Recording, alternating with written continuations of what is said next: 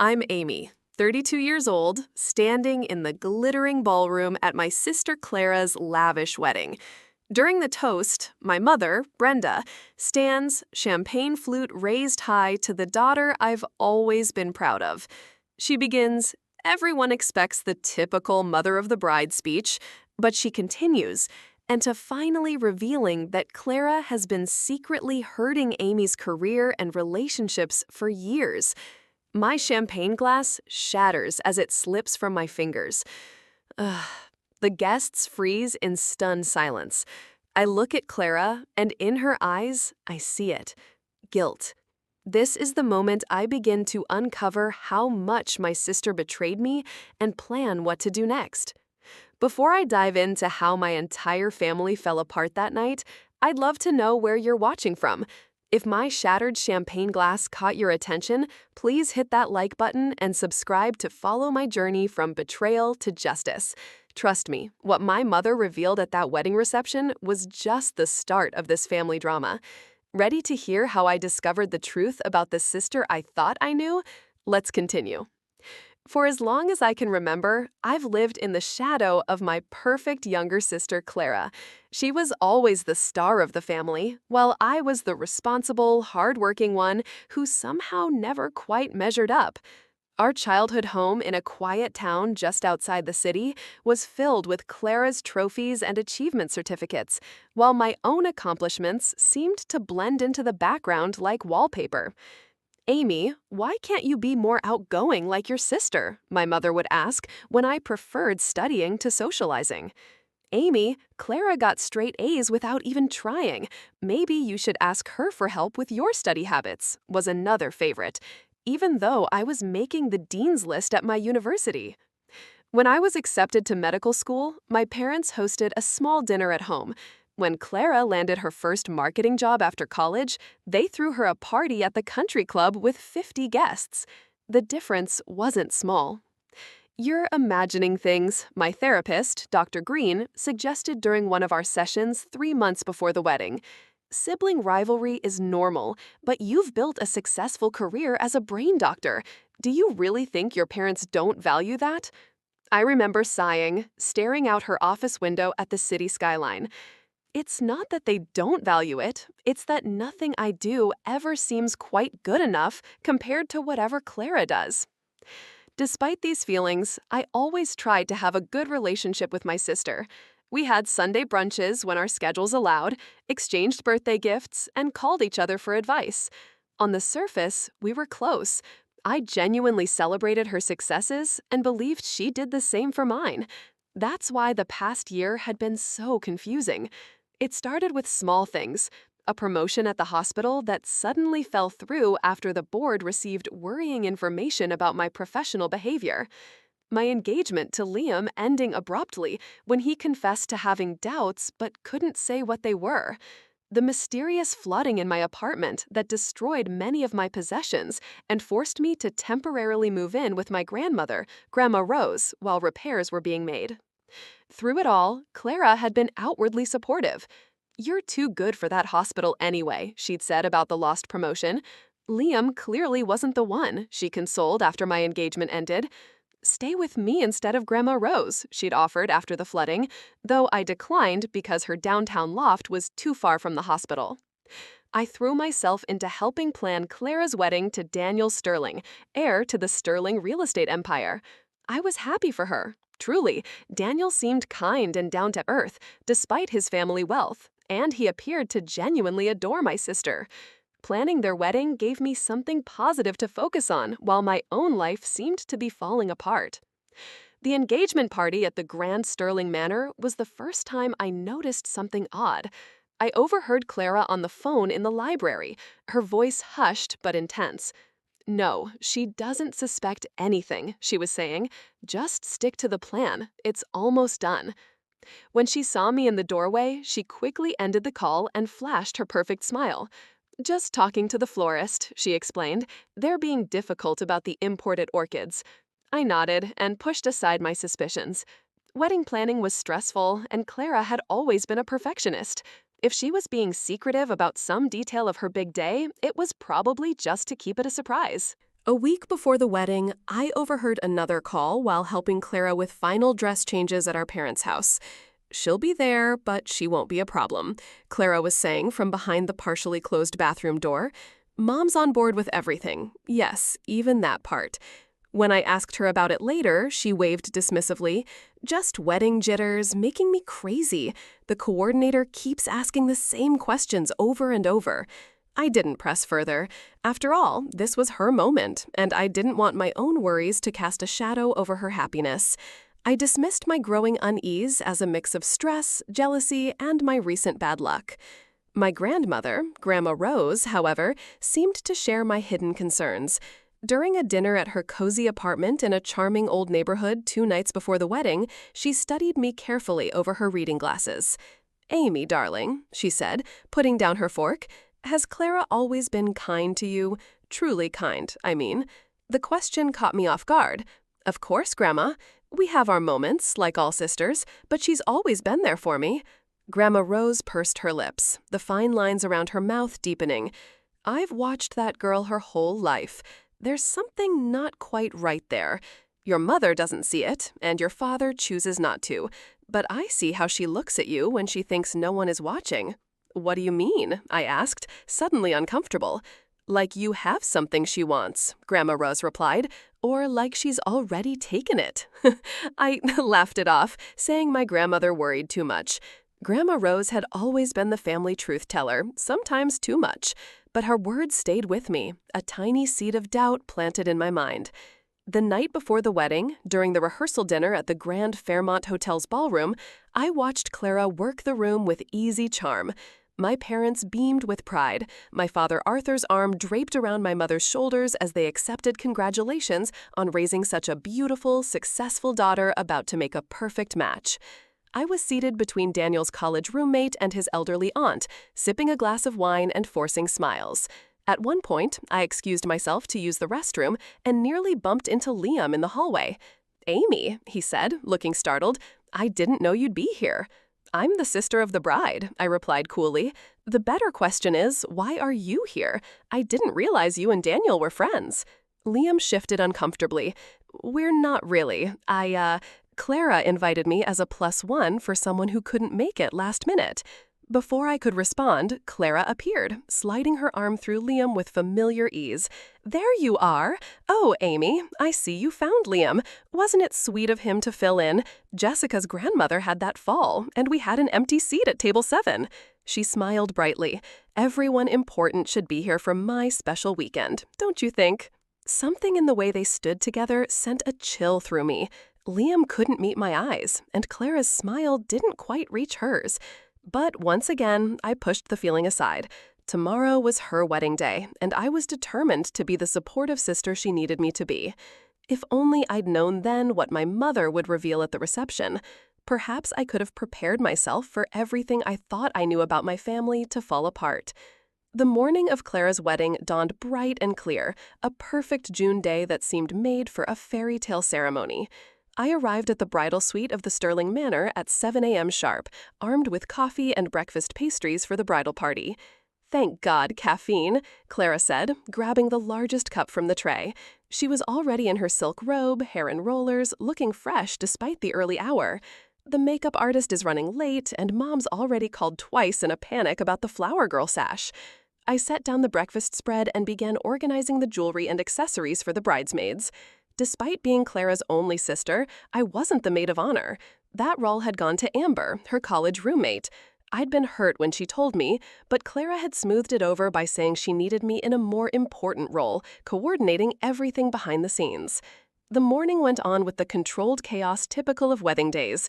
Clara became increasingly snappy as the ceremony time approached, barking orders at her bridesmaids and criticizing everything from the way the hairstylist was curling Amber's hair to the shade of lipstick the makeup artist had selected. "Not that one, Amy," she snapped when I handed her the pearl earrings our grandmother had given her. I bit my tongue and exchanged them without comment. The pearls had been meant as her something old, a family tradition, but it was her day. Surprisingly, just before it was time to get dressed, Clara pulled me aside into the small adjoining room away from the chattering bridesmaids. "I just wanted a moment with you," she said, suddenly seeming vulnerable. Despite everything, you're my big sister. I wouldn't be who I am without you. For a moment, she looked like the little girl who used to crawl into my bed during thunderstorms, and I felt a rush of affection. I hugged her carefully, mindful of her hair and makeup. I'm so happy for you, Clara, I said sincerely. Daniel is a lucky man. She pulled back and studied my face for a moment, an unreadable expression crossing her features.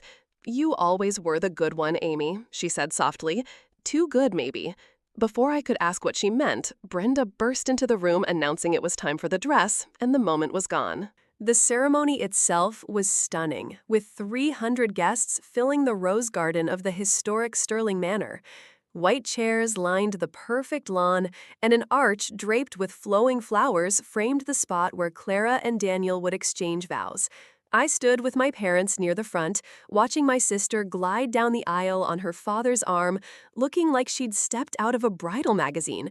As Daniel recited his heartfelt vows, I noticed Liam sitting about halfway back on the groom's side. Our eyes met briefly, and he quickly looked away. What was he doing on the groom's side? Clara had said he was filling in for a friend of hers. After the ceremony, during the cocktail hour on the terrace, I saw several strange interactions. Liam seemed unusually comfortable with Daniel's friends, laughing and chatting as if he'd known them for years. Clara, making her rounds through the crowd, stopped to speak with him for longer than seemed right for a casual acquaintance. At one point, I saw them share a private laugh, his hand briefly touching her waist in a way that seemed too close. I was distracted from these observations when Brenda cornered me by the champagne fountain, her third glass in hand. "You look nice, Amy," she said, adjusting my bridesmaid's dress strap with critical fingers. "Though a bit more makeup wouldn't have hurt. Those dark circles make you look tired." "Thanks, Mom," I replied dryly. "Long shifts at the hospital will do that." She sighed. "Such a demanding career. I still think you would have been happier in skincare. Regular hours, better pay." I took a long sip of champagne rather than responding. This was an old argument, and today wasn't the day to go over it again. "Will you be saying anything during the toasts?" she asked suddenly. "No, Amber's giving the maid of honor speech. I wasn't asked to prepare anything." Brenda frowned slightly. "That's not right. You should say something. You're her sister." "It's fine, Mom. It's her wedding, her choice." "Well, I'll be sure to mention you in my toast," she said, patting my arm. There was something odd in her expression, a tension around her eyes that didn't match her smile. The reception was held in the Manor's grand ballroom, a magnificent space with crystal chandeliers and floor-to-ceiling windows overlooking the manicured gardens. Dinner was served, the cake was cut, and finally it was time for the toasts. Daniel's best man went first with a charming, funny speech about their friendship. Amber followed with an emotional tribute to Clara, highlighting her generosity and loyalty in ways that made me wonder if we were talking about the same person. Daniel's father spoke briefly about welcoming Clara to the family, and then it was my mother's turn. Brenda rose gracefully, champagne flute in hand. At 60, she was still striking, her silver-streaked dark hair swept into an elegant updo that matched Clara's. "When my daughter was born," she began, smiling at Clara, "I knew she was special.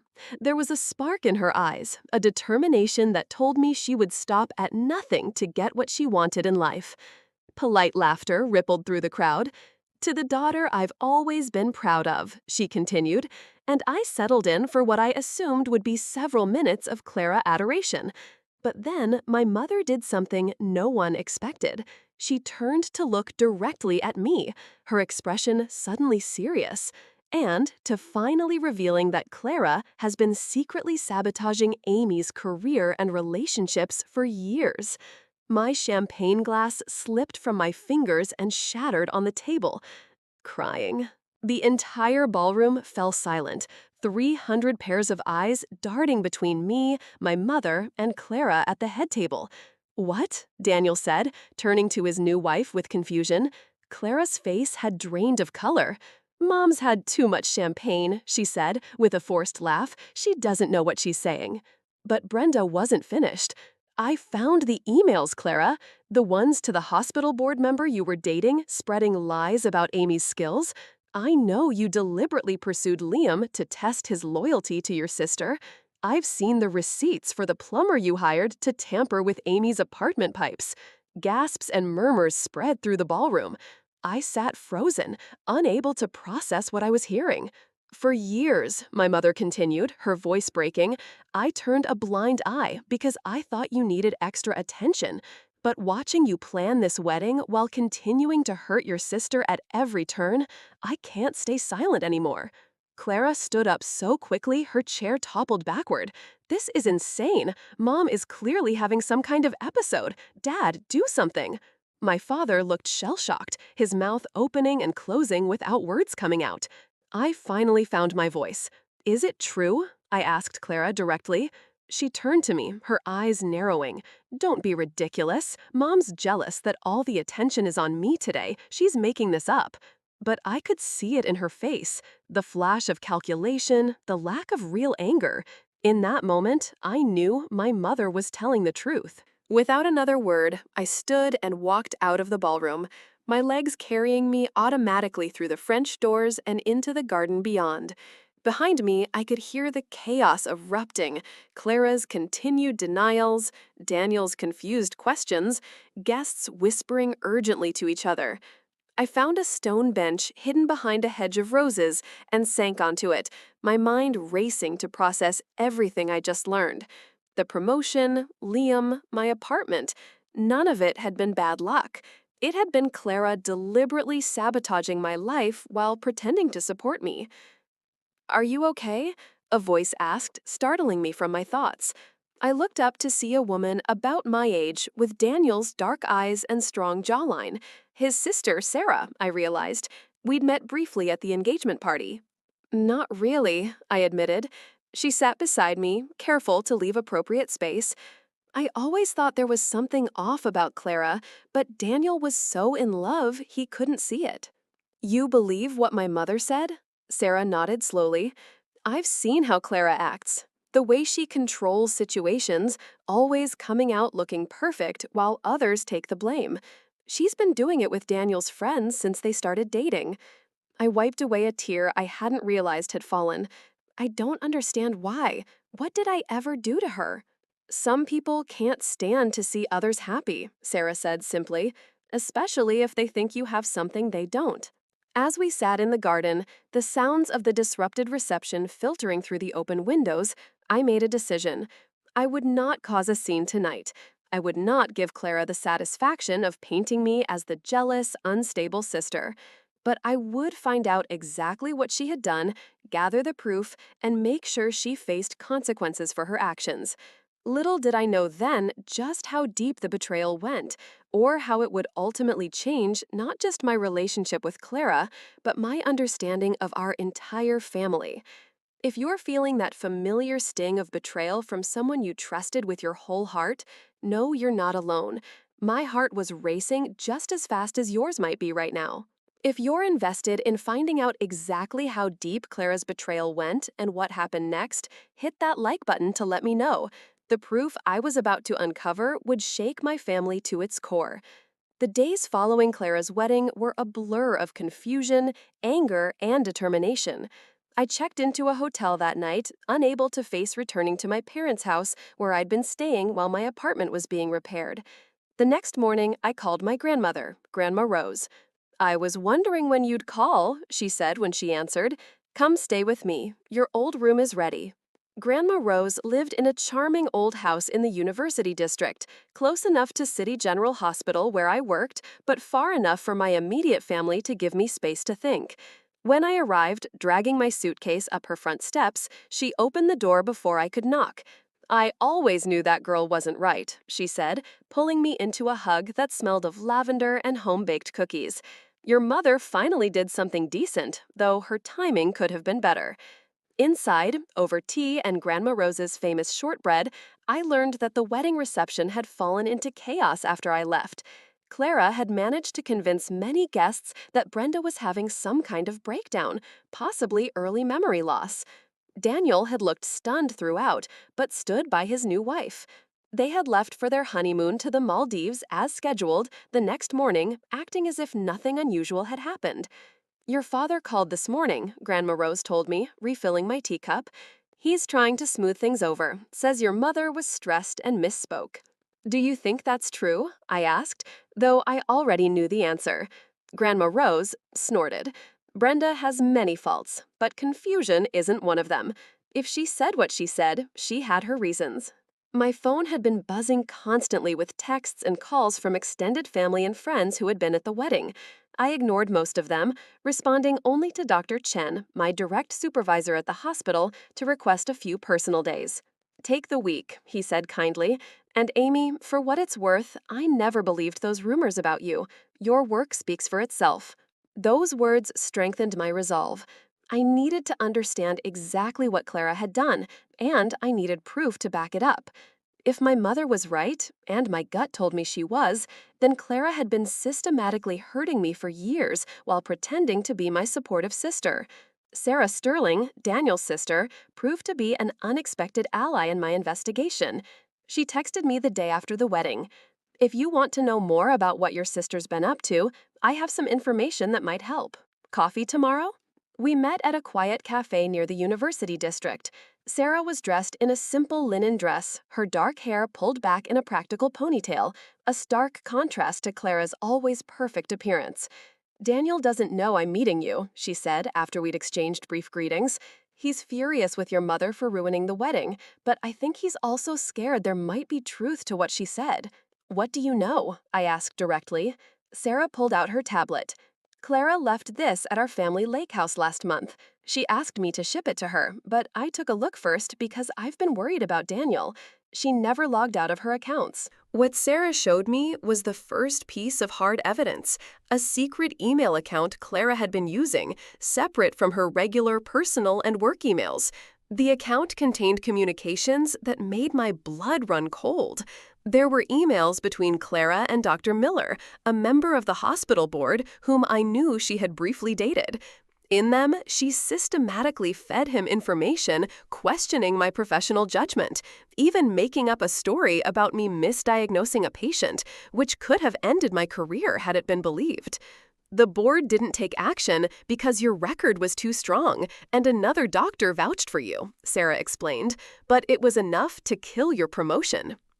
There were messages with Liam dating back to before our engagement ended, showing Clara had deliberately pursued him, using information about our relationship's weak points to drive a wedge between us. Test her, one message read. If she really loved you, wouldn't she make more time for you despite her schedule? I make time for the people I care about, no matter how busy I am. Photos documented Clara's involvement in my apartment disaster. Receipts for a plumbing consultation at my address when I should have been at work, followed by an invoice for repairs to her own bathroom dated the same day. Most disturbing were bank statements showing small but regular withdrawals from a joint account our parents had set up for us years ago. I had forgotten the account existed, rarely using it, but apparently Clara had been helping herself to my share for years. There's more, Sarah said, scrolling further. She's been doing similar things to some of Daniel's friends who she thought were a bad influence on him. And she's been collecting information on his family business. That's what first made me suspicious. I felt physically ill looking at the evidence of my sister's systematic betrayal. I need copies of everything, I said. Sarah nodded. I've already backed it up, but Amy, be careful. From what I've seen, Clara is calculating and has no problem hurting people who get in her way. Armed with this initial evidence, I began my own careful investigation. I contacted Liam, asking to meet in person. He initially refused, but when I mentioned I had seen emails between him and Clara, he agreed to coffee at a public place. I never meant to hurt you, he said, looking miserable across the table from me. Clara kept saying you were probably cheating on me because of your long hours at the hospital. She had all these concerns about your commitment. And instead of talking to me about it, you started sleeping with my sister? I kept my voice steady with effort. Liam had the grace to look ashamed. It didn't start physical until after we broke up, but the emotional affair, yes, that started before. She was always there, always sympathetic about how neglected she thought I felt. She made it seem like she was trying to help our relationship, but looking back, she was undermining it from the beginning. When did it end? I asked, though I wasn't sure I wanted to know. A few weeks before the wedding, he admitted. She said we needed to cool things until after she was married. I was actually surprised to be invited to the wedding. As a plus one for a non-existent friend, I said bitterly. He nodded. She said it would be a good chance to see you again, maybe reconcile. I realize now she probably wanted to hurt you more by having me there. This conversation confirmed what I had begun to suspect. Clara's sabotage went beyond just a few isolated incidents. It was a pattern that had likely affected more areas of my life than I yet realized. I dug deeper, reaching out to former boyfriends under the pretense of closure conversations. 2 of them revealed similar stories. Clara had inserted herself into our relationships, always appearing supportive while subtly planting seeds of doubt. At the hospital, I had a frank conversation with Dr. Chen about the rumors that had cost me my promotion. He confirmed that the source had been traced back to Dr. Miller, who had since left the board under unclear circumstances. We discovered some inconsistencies in his claims, Dr. Chen explained carefully. That's why we didn't take more severe action against you, but the damage to your reputation was already done. I also learned that Daniel had been completely unaware of Clara's actions. Sarah stayed in touch, reporting that her brother was struggling to understand the woman he had married compared to the person described in Brenta's toast. He called from the Maldives, Sarah told me during one of our now regular coffee meetings. He said Clara's been on her phone constantly, seems preoccupied. When he asked about what happened at the wedding, she broke down crying, saying, "Your family has always been jealous of her success, and your mother is mentally unstable." "And he believes her?" I asked. Sarah sighed. "He wants to, but I think he's starting to have doubts, especially after I asked him some pointed questions about whether she's ever tried to distance him from friends or family she doesn't approve of." As I gathered evidence and put together the full extent of Clara's manipulation, I struggled with mixed feelings. Part of me wanted immediate public revenge, to expose her to everyone the way she had been exposed at the wedding. But another part, the doctor in me perhaps, wanted to understand why. What would drive my sister to such planned cruelty against someone who had only ever supported her? My therapy sessions with Dr. Green intensified during this period. "What you're describing sounds like more than simple sibling rivalry," she observed during one particularly difficult session. "What does it sound like to you?" I asked, exhausted from another night of broken sleep. "Without meeting Clara, I can't make any diagnoses, but the patterns you're describing, the manipulation, lack of care for others, planned social climbing, and systematic hurting of perceived rivals, these are consistent with certain personality issues."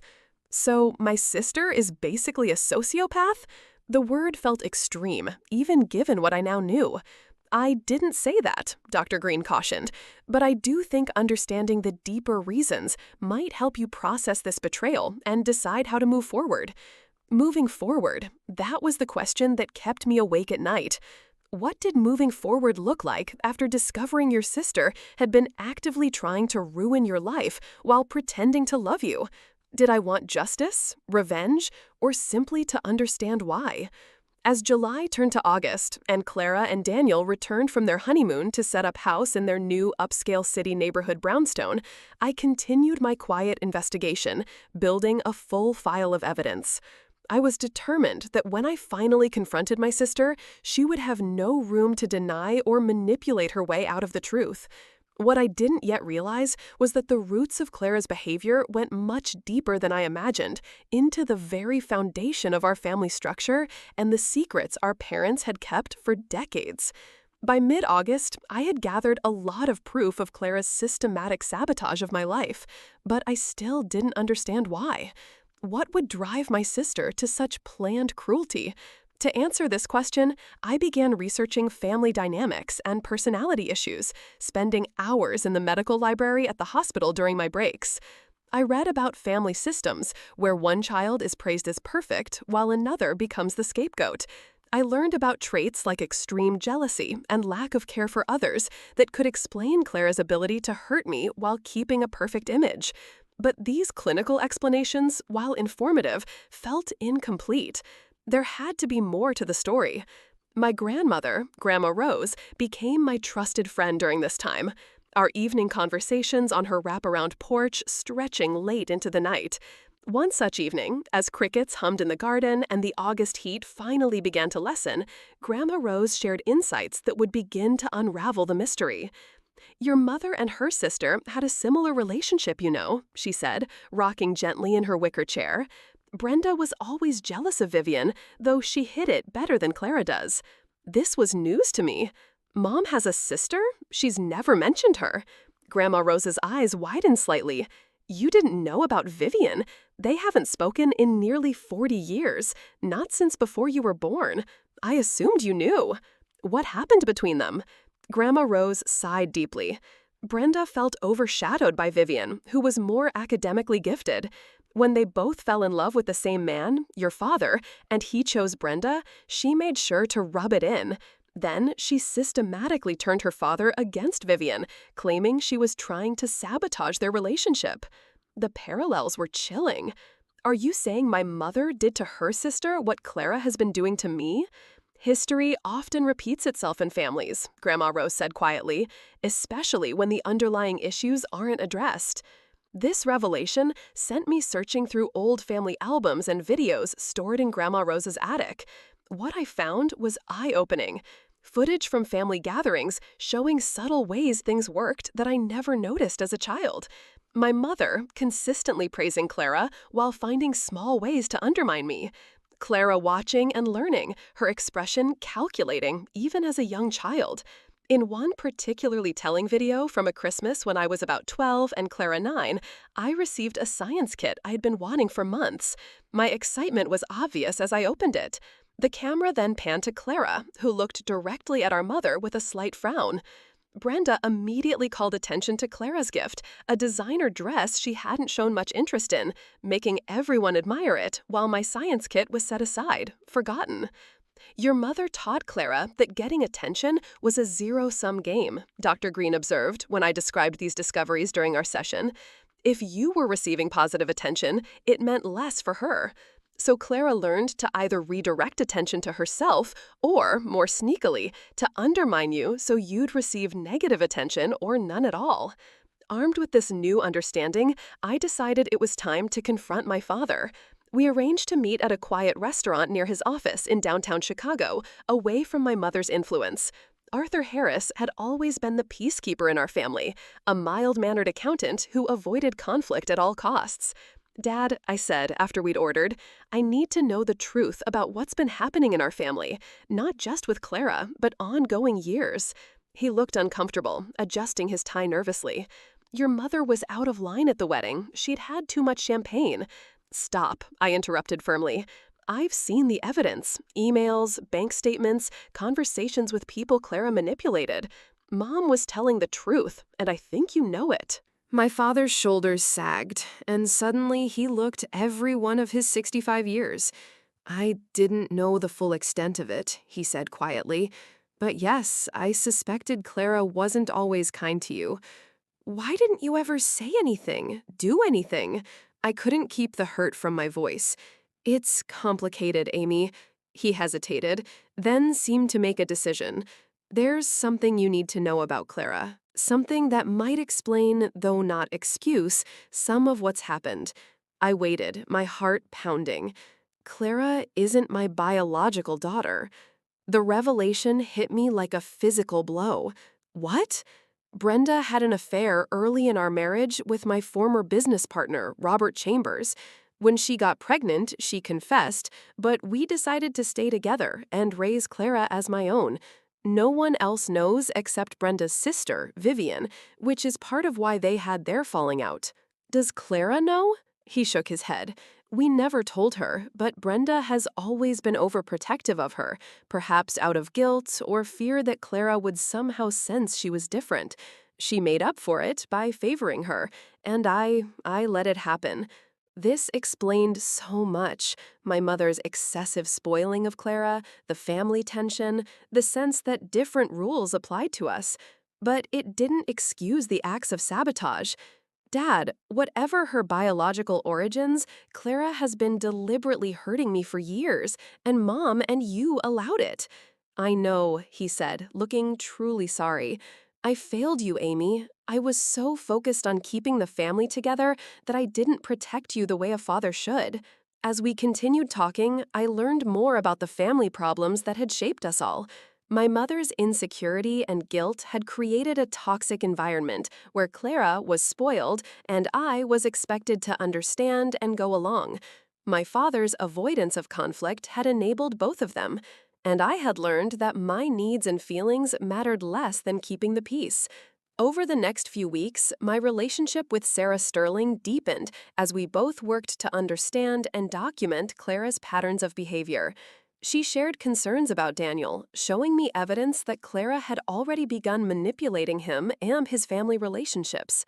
She's been telling him that his parents are too controlling of the family business, Sarah explained during one of our meetings, and that I've always been jealous of him as the favorite child.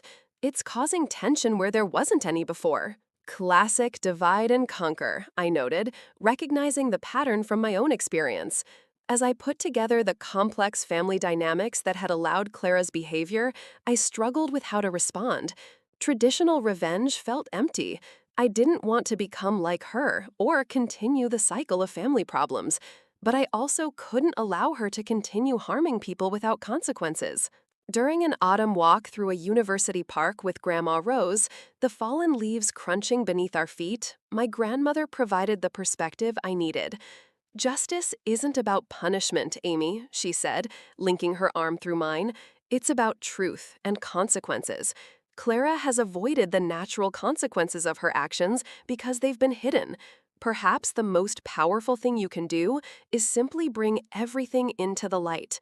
This insight shifted my thinking. My goal shouldn't be revenge, but truth, breaking the cycle of secrecy and manipulation that had poisoned our family for generations. With this clarity, I began developing a full plan that would expose Clara's actions without destroying lives unnecessarily, including her own. I was no longer the naive sister who had stood shocked at a wedding reception. I was becoming an advocate for truth, determined to end the patterns of problems that had shaped my family for too long. I know that feeling of discovering painful family truths all too well. If you're finding yourself nodding along because you've experienced similar family revelations, you're not alone in this journey. This part of my story was the hardest to share, but seeing your support through your likes and comments has given me strength. If you're invested in seeing how I turned this painful discovery into a plan for truth and healing, make sure you're subscribed so you don't miss what comes next.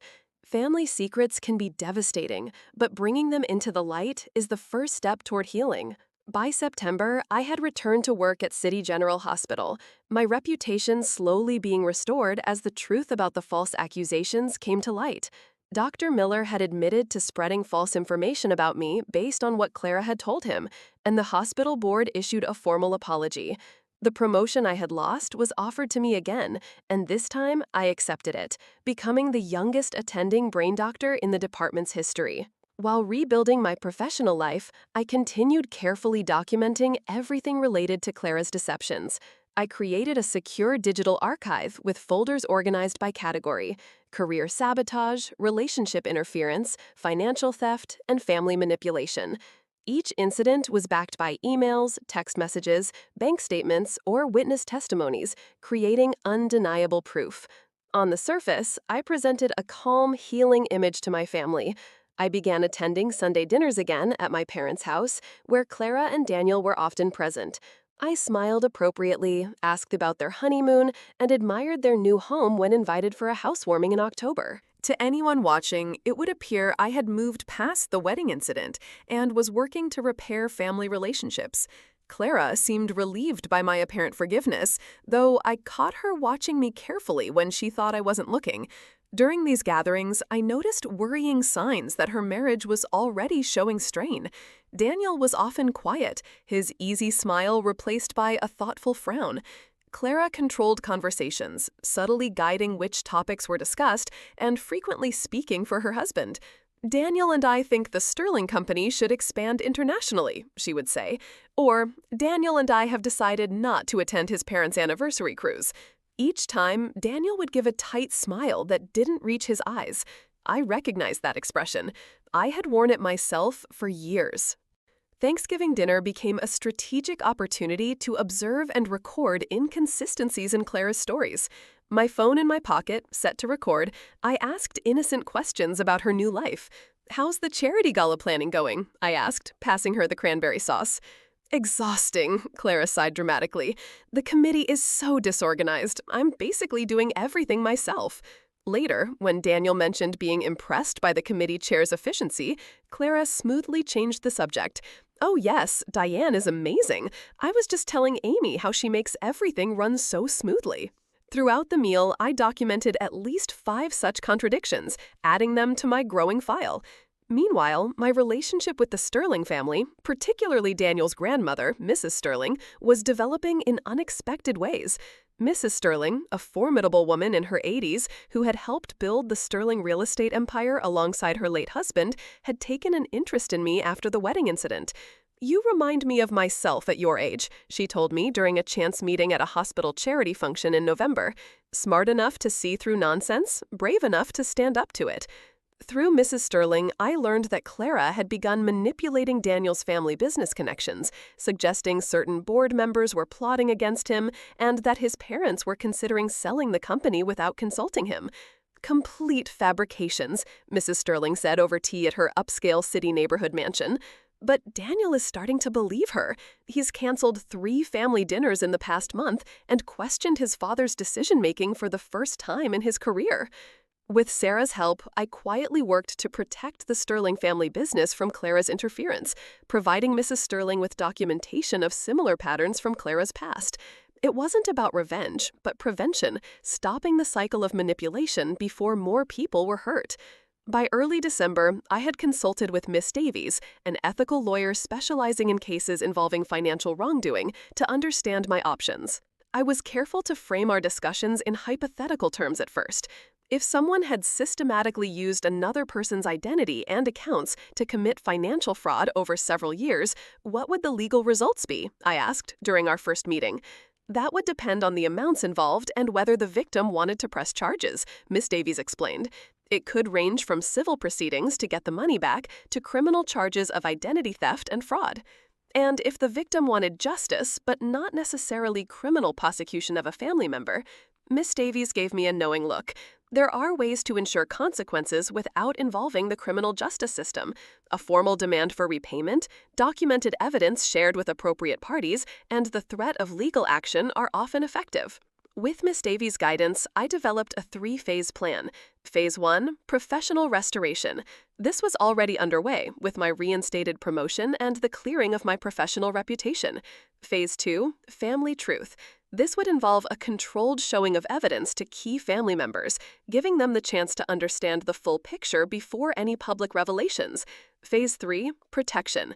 This final phase focused on preventing Clara from harming Daniel's family interests while offering her a path to accountability that didn't necessarily involve legal prosecution.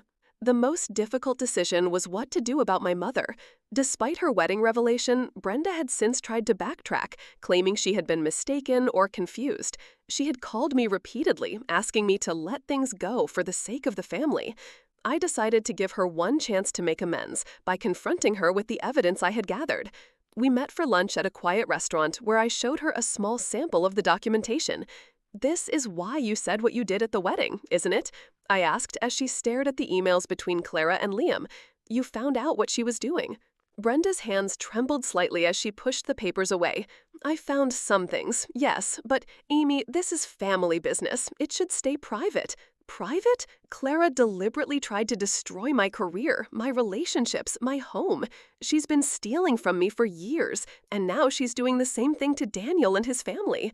"She's always needed more attention, more reassurance," Brenda said defensively. "If you understood her background, what she's been through—" "I know she's not Dad's biological daughter," I interrupted. "He told me." Brenda paled. "He had no right." "He had every right, just as I have every right to expose what Clara has done, unless you're prepared to help her take responsibility and make amends." My mother's response was disappointing but not surprising. What good would exposing all this do? It would only tear the family apart. "Can't you just keep your distance from her and move on? For my sake." In that moment, I realized Brenda would never prioritize my well-being over Clara's or her own comfort. The family dynamic was too deep, the problems too normal.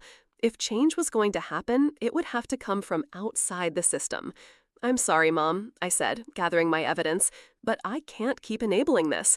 What happens next is up to Clara, not me." As Christmas approached, I made final preparations for the family gathering that would serve as the setting for phase 2 of my plan. Daniel's family had invited us all to their manor for Christmas dinner, neutral ground where the truth could finally be revealed. I understood the risks of what I was about to do. Relationships might be permanently altered or ended. But as Dr. Green had helped me see, the relationships I thought I had with my sister and mother had never been real to begin with. They had been built on lies, manipulation, and inequality. The night before Christmas Eve, Grandma Rose and I sat by her fireplace, watching the flames dance as snow fell gently outside. "Are you sure you're ready for this?" she asked, her wise eyes studying my face. "I am," I replied with surprising calm. "This isn't about revenge anymore. It's about truth, consequences, and finally breaking free from patterns that have hurt too many people for too long." Grandma Rose reached over and squeezed my hand. "You're stronger than I was at your age. I saw what Brenda was doing to you girls, but I didn't step in forcefully enough. I won't make that mistake again." As I went to bed that night, I felt a strange peace descend. Tomorrow would change everything, but for the first time in my life, I was ready to stand in my truth, no matter what happened. Christmas Eve arrived with perfect winter weather, a fresh blanket of snow covering the landscape, temperatures cold enough to frost the windows, but not so bitter as to make travel dangerous. The Stirling Manor looked like something from a holiday card, with tasteful white lights outlining the old architecture and evergreen wreaths adorning each window. I arrived early, having arranged with Mrs. Stirling to help with final preparations. I wore a simple but elegant emerald green dress, my hair styled in loose waves, a stark contrast to my usual practical ponytail. The Amy who entered that house was not the same woman who had stood shocked at her sister's wedding 6 months earlier. "You look lovely, dear," Mrs. Stirling said, greeting me in the grand foyer decorated with a 12-foot Christmas tree, and remarkably calm, considering. "I've had months to prepare," I replied, handing her the bottle of wine I'd brought. "No more surprises, just truth." We worked together to arrange the seating for dinner, strategically placing key players where they needed to be. Daniel's father, Mr. Stirling, at one end of the table, Mrs. Stirling at the other. Daniel and Clara would sit in the middle of one side, with my parents across from them. Sarah would be next to Daniel, and I would sit beside my father, diagonal from Clara, close enough to maintain eye contact, but not directly opposite her. As other guests began to arrive, I maintained a pleasant, relaxed manner. My father seemed nervous, my mother overly cheerful as she handed out perfectly wrapped gifts. Clara entered like a queen, wearing a designer red dress, with Daniel following a step behind, looking uncomfortable in his holiday sweater. "Amy," Clara said, air kissing my cheek, "love the dress. TJ Maxx having a sale?" The familiar dig was delivered with a sweet smile. "Vintage, actually," I replied smoothly. "Grandmother's collection." I caught Mrs. Stirling's approving nod from across the room. Throughout the cocktail hour, I noticed Clara growing increasingly tense as she observed my easy interactions with the Stirling family. Sarah and I shared several private conversations, exchanging glances that clearly unsettled my sister. Daniel seemed to notice too, watching us with curious eyes as he nursed a single glass of scotch. Dinner was a masterpiece of holiday tradition: roast turkey, prime rib, and all the trimmings served on the Stirling family's antique china. Conversation flowed naturally, though I noticed my mother trying repeatedly to direct attention to Clara's recent charity work and away from my new promotion. "Amy, tell everyone about your research grant," Mrs. Stirling prompted during a lull, effectively countering Brenda's efforts. Mr. Stirling was quite impressed when I mentioned it. As dessert was being served, Grandma Rose's famous apple pie alongside Mrs. Stirling's traditional plum pudding, Mrs. Stirling tapped her crystal glass gently. "Before we finish our meal, I'd like to suggest we exchange one special gift each tonight, saving the rest for tomorrow. In my family, we always opened one present on Christmas Eve." There were murmurs of agreement, and Mrs. Stirling's housekeeper wheeled in a cart with a selection of wrapped packages. "I'll start," Mrs. Stirling said, picking up a medium-sized box wrapped in silver paper. This is for all of us, really, but Amy will do the honors of opening it. I felt Clara's eyes boring into me as Mrs. Sterling placed the box in my hands. With deliberate calm, I unwrapped it to reveal a sleek laptop. "Thank you, Mrs. Sterling, but I don't understand," I said, playing my part. "It's not just any laptop, dear. It contains a special presentation. My gift to this family is truth." Mrs. Sterling's voice was gentle but firm. As she addressed the table, "Amy has prepared something I believe everyone needs to see." I opened the laptop, which was already connected to the dining room's hidden projection system. With a single click, the lights dimmed slightly and a screen descended from a concealed compartment in the ceiling. Daniel looked surprised.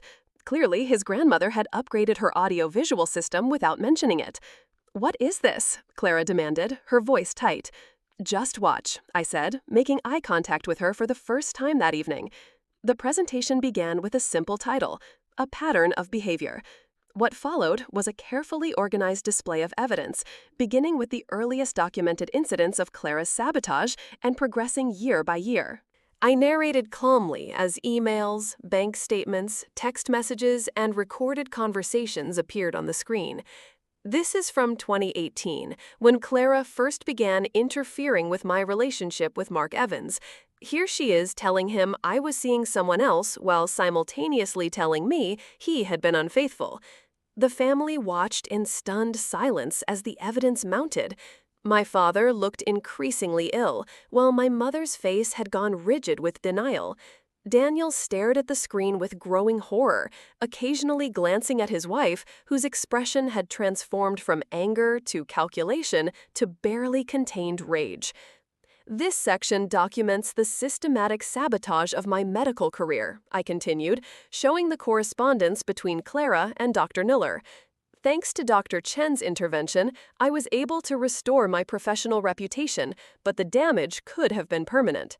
When I reached the evidence of financial theft, showing years of small withdrawals from our shared account adding up to over $30,000, Clara finally erupted. "This is ridiculous. You've always been jealous of me, and now you're making up evidence because you can't stand that I'm happily married and successful." I remained calm. "Each document can be verified independently. The bank statements are real. The emails can be authenticated. I haven't made up anything, Clara." "Daniel, we're leaving," Clara declared, standing abruptly. "I won't sit here and be attacked by my disturbed sister on Christmas Eve." But Daniel didn't move. "Sit down, Clara," he said quietly. "I want to see the rest." The most damning evidence came last, documentation of Clara's recent manipulation of the Sterling family business. Emails to board members suggesting Daniel's father was considering selling without consulting his son. Messages to Daniel's mother canceling family commitments in his name without his knowledge. Financial inquiries about the structure of the Sterling family trust. As the presentation concluded, there was a moment of complete silence before Mrs. Sterling spoke. "I've conducted my own investigation," she said, her voice steady despite her age. "Everything Amy has presented is consistent with what I found. Clara has been attempting to create division in our family, just as she did in hers." "That's not true." Clara's voice had taken on a desperate edge. "Amy has always been jealous of me. Mom, tell them." All eyes turned to Brenda, who seemed to shrink in her chair. "Clara has always needed extra attention," she began weakly. "Stop it, Brenda," my father interrupted with unexpected firmness. "No more excuses." What happened next stunned everyone. Sarah stood and walked to the laptop, inserting a small flash drive. "There's one more piece of evidence you should all hear." The recording that played was a conversation between Clara and my mother, clearly taken without their knowledge, dated just 2 weeks after the wedding. Clara's voice filled the room. "I can't believe you said that at my wedding. After all these years of helping me, suddenly you grow a conscience." "I was upset," Brenda's recorded voice replied. "You promised you'd stop after you married Daniel, but then I found out about the Sterling Trust inquiries." "That's different. Daniel deserves to know what his family is really planning. Besides, Amy had it coming. She always acts so perfect, so much better than everyone. The hospital board thing was hilarious. Did you see her face when she got passed over for that promotion?" Brenda's recorded sigh was heavy with resignation. Just be more careful.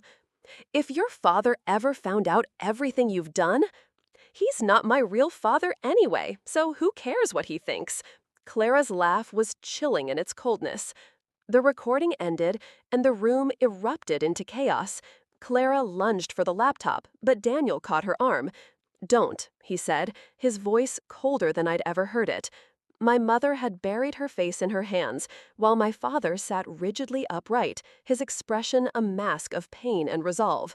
"How long have you known?" Clara demanded, turning to me with hatred in her eyes. "About your sabotage? Months. About you not being Dad's biological daughter? Since August. But that's not why I'm doing this. Biology doesn't matter. What you've done does." Mrs. Sterling stood, her regal bearing commanding attention despite her age. "I think it would be best if Clara left now. Mr. Sterling, please have William bring the car around." "You can't throw me out," Clara protested. "Daniel, tell them." But Daniel was already removing his wedding ring. "I'll be staying with my parents tonight. My lawyer will contact you after the holidays regarding separation proceedings." "You can't do this. I'm your wife." "A marriage built on lies isn't a marriage," Daniel said quietly. "I don't know who you really are, but I know I can't spend my life with you." As Clara was escorted from the room, still protesting her innocence despite the undeniable evidence, Brenda attempted to follow. "Stay, Brenda," my father said firmly. "We have a lot to discuss as a family." The remainder of the evening was sad but cleansing. Daniel apologized to me for not seeing Clara's true nature sooner. My father apologized for years of allowing bad behavior. Mrs. Sterling thanked me for protecting her family business. Only my mother remained in denial, switching between defending Clara and blaming me for exposing family matters publicly. "This wasn't done out of revenge," I explained to the group as we moved to the living room, leaving the evidence displayed on the dining room table. "It was about breaking a cycle that has hurt too many people for too long." Grandma Rose, who had been quietly observing throughout the evening, finally spoke. "Brenda, you did the same thing to your sister that Clara did to Amy. The difference is that Amy chose to break the pattern rather than continue it." As the night drew to a close, with plans made for further discussions after the holidays, I felt an overwhelming sense of release. The truth was finally out, and while the consequences would continue to unfold, the burden of secrecy had been lifted. I declined Mrs. Sterling's invitation to stay the night, choosing instead to return to Grandma Rose's house. As I prepared to leave, Daniel approached me privately. "Thank you," he said simply.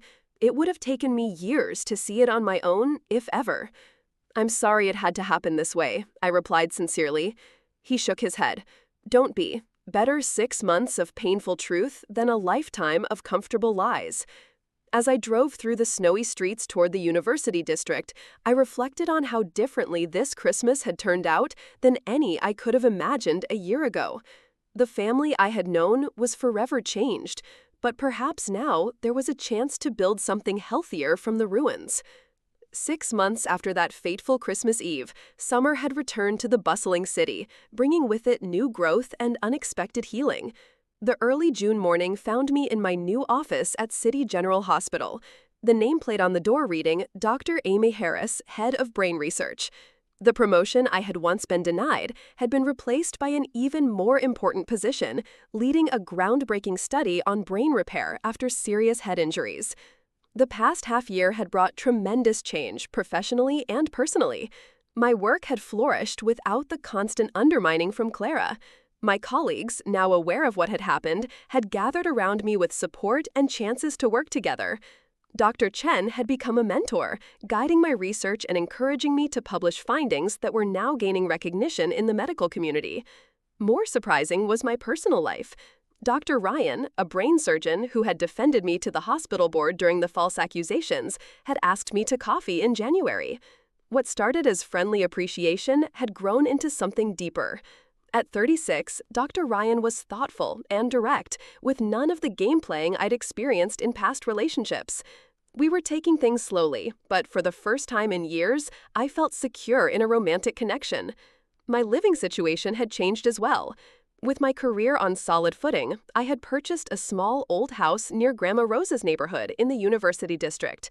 My grandmother, now 83 but still sharp as ever, had decided to sell her larger home and move into my garden apartment, giving us both independence while remaining close enough for daily tea and conversation. The family landscape had shifted dramatically. Daniel's divorce from Clara had been finalized quickly, helped by the mountain of evidence and Clara's increasingly wild behavior when faced with the truth. The Sterling family had protected their business interests, removing Clara from any positions of influence and doing a thorough check to ensure no lasting damage had been done.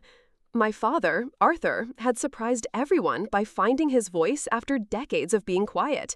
He had moved out of the family home in February, renting an apartment downtown while he and Brenda attempted marriage counseling. Their future remained uncertain, but he had set clear boundaries for the first time in their relationship. Brenda's journey had been more complicated. Initially, she had strongly defended Clara, accusing me of exaggerating and making up evidence. But as more truth came to light, including details of Clara's mean comments about her behind her back, Brenda had been forced to face her own role in creating the family dynamic. Our relationship remained strained, limited to occasional lunch meetings where conversations stayed carefully neutral. The most unexpected development had come in April, when I received an email from Clara. After the Christmas Eve exposure, she had disappeared from the city, reportedly staying with friends in another state. Her message was brief but shocking. "I've been in therapy for 3 months. My doctor thinks I have narcissistic personality disorder. I don't know if I believe it, but I'm trying. If you're willing to talk, I'd like to try to understand what happened between us. See." After consulting with Dr. Green and careful thought, I had responded cautiously, open to the possibility of healing, but requiring accountability as a first step. We had exchanged a few messages since, each revealing a Clara I had never known, vulnerable, uncertain, and possibly for the first time, honest. We had agreed to meet in person the following week with our therapists present to begin what would undoubtedly be a long and difficult conversation about our shared past and whether any form of relationship was possible in the future. Family therapy had also begun, revealing the roots of problems that stretched back generations.